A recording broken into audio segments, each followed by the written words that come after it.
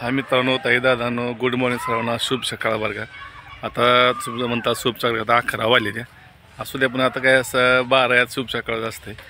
सगळ्यांना आता आलो आम्ही फिरायला. इथं काय काय कुठला पॉईंट आहे कमेंट करून मध्ये सांगा, कमेंट करा कुठला पॉईंट आहे काय नाही बघून मला समजा सांगा. पुढच्या कॅमेऱ्याने तुम्हाला दाखवतो कसं कसं काय काय आहे ते बघा.